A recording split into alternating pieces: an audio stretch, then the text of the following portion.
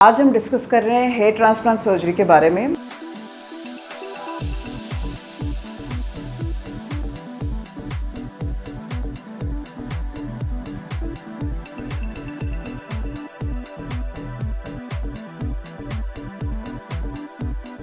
Hi, I am doctor Hiranmayi Jha और आज हम डिस्कस कर रहे हैं हेयर ट्रांसप्लांट सर्जरी के बारे में। हेयर ट्रांसप्लांट जो कि हेयर लाइन रेस्टोरेशन के लिए किया जाता है, उसकी डिस्कशन होगी इस वीडियो में।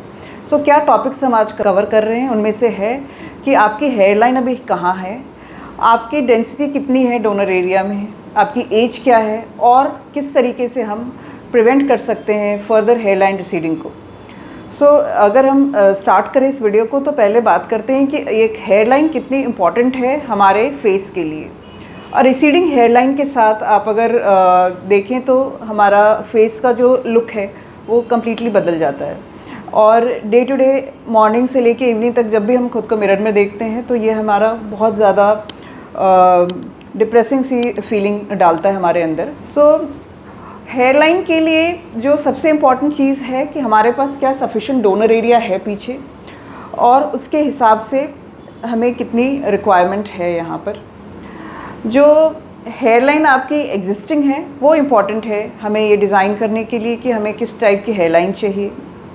दो तरीके से प्रेजेंटेशन हो सकता है, किसी को साइड्स में टेम्पोरल एरियाज़ में रिसीड करके एम शेप्ड हेयर लाइन उनकी हो सकती है, या फिर किसी में सिर्फ विडोज पीक्स जैसा मिल सकता है। तो ये डिफरेंट तरीके हैं जिससे आप प्रेजेंट कर सकते हैं। और जब हम डिसाइड करते हैं कि हमें इन एरियाज़ में ट्रांसप्लांट कराना है तो हमारा जो बैक का डोनर एरिया है वो भी एक बहुत इम्पॉर्टेंट रोल प्ले करता है कि हमें कितने ग्राफ्ट्स यहाँ पर रिक्वायर्ड होंगे। तो तीसरी चीज़ जो इम्पॉर्टेंट है जब आप हेयरलाइन के लिए जा रहे हो कि आपकी एज कितनी है। कई बार पेशेंट्स आते हैं और वो कहते हैं जो पुरानी फ़ोटोज़ दिखा करके जो मैं पहले था ऐसी हमें हेयरलाइन बनानी है, तो वो सही नहीं होता है। हर एज के लिए एक अलग हेयरलाइन रिक्वायर्ड होती है। कई बार ऐसा भी होता है कि हमने अगर नीचे में हेयरलाइन बनाया और अगर आप फिर भी एक्सपोज्ड हैं मल्टीपल हेयर लॉसेस के और इसके, तो हो सकता है कि आपकी वो हेयरलाइन सही ना हो। तो इन चीज़ों का ध्यान रखते हुए आपको हेयरलाइन के लिए जाना चाहिए।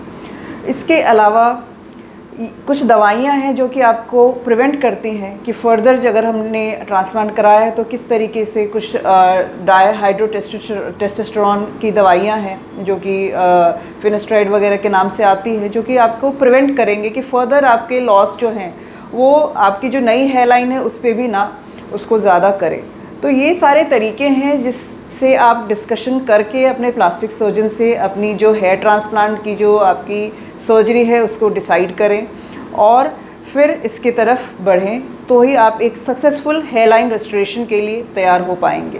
तो आई होप ये आपको कुछ एक आइडिया देगा कि आपको किन किन टॉपिक से अपने सर्जन से डिस्कस करना है कि आपको किस तरीके की हेयर लाइन चाहिए। अगर आपकी उम्र 30 साल से कम है तो आपको, और आपने कोई हेयर लॉस की रेमेडीज़ या कोई हेयर लॉस के मेडिसिन नहीं लिए हैं, तो वो भी एक तरीका है कि आप कुछ दिन दवाइयाँ लें, अपने हेयर ट्रांसप्लांट को थोड़ा रोकें ताकि एक स्टेबलाइज हो जाए कि कितनी आपकी थिनिंग है या फिर रिसीडिंग है आपकी हेयर लाइन की, and then you go for the surgery.